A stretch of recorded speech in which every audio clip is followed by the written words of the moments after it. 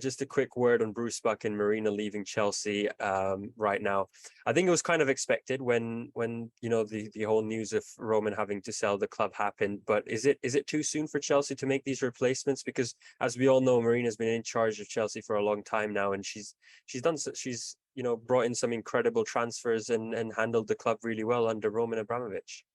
Marina's the most interesting departure for sure, and I understand why the fan base might be a little bit worried and feel that departure is sudden, and you sort of have to separate Buck and Marina. So if we start with Marina, far more of a two-way conversation, because Clearlake-Bowley came in with huge admiration for her, and they also were well aware of her importance at the football club, and yet she had input, and it was unclear in the takeover process with all suitors whether she wished to stay or felt that with Abramovich going, she would leave too. And it's a mixture really of Clearlake-Bowley having one strategy and also Marina feeling like she wants to leave the football club due to her association with the old regime under Roman Abramovich. But ultimately, that's not of huge concern because, first of all, football clubs are working multiple windows ahead usually.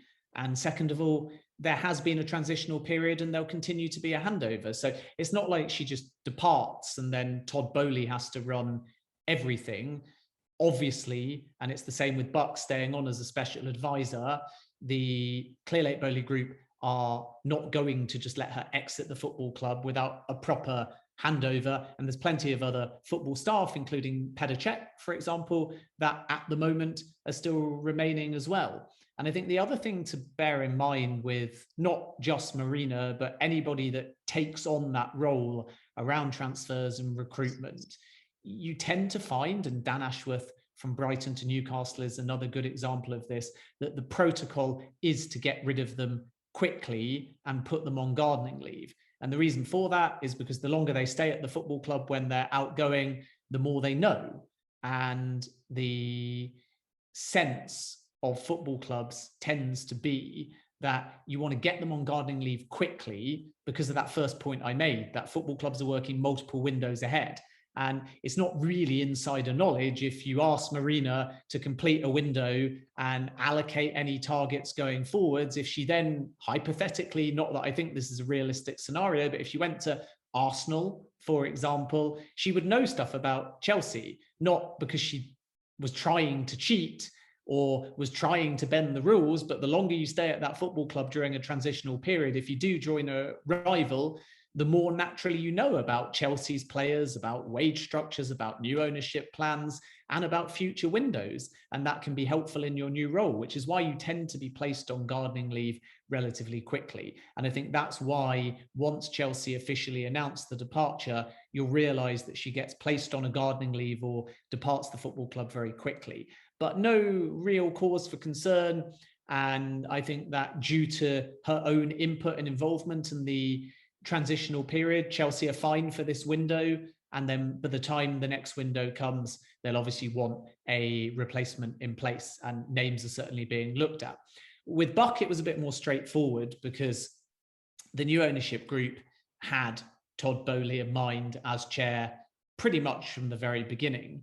And the only reason why there was confusion over that departure as to whether Buck would or wouldn't stay is because they wanted to come in, assess the football club, have a transitional period, allow Buck to pitch his own case, and then decide. But there's also an element of gamesmanship to that because you can't bid for Chelsea Football Club knowing that Marina and Buck are two influential figures in the process and say you won't have a job.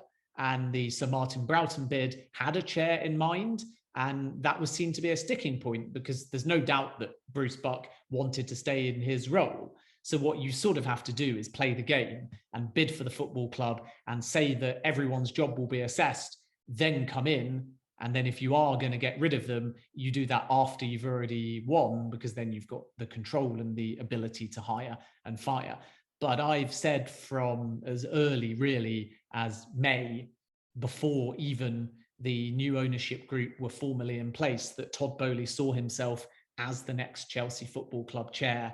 And that will be the case. and he'll be flanked by Jonathan Goldstein. So you'll have a situation where Bowley is the chair and has operational control, and don't at all be surprised if he either gives up other opportunities or spends a lot more time in London. So he has that hands-on ability, but flanking him in Jonathan Goldstein is a day-to-day London-based presence. And between the two of them, they'll make sure that they're as hands-on and proactive as possible. So I think that Chelsea are in very good hands. And I understand why the fan base feel that lots of departures are happening and not that many arrivals, and that Bowley has sort of got a lot of responsibility in different areas, and the fan base naturally want to know where his experience lies, especially if they think that he's negotiating transfers. But my understanding remains that the group at large, and Bowley and Goldstein in particular, are going to be very hands-on and very proactive, and will continue to lean upon people like Buck and Marina before they depart to make sure that there's no holes when senior executives leave. And then over the course of the coming weeks and months, obviously replacements will be found.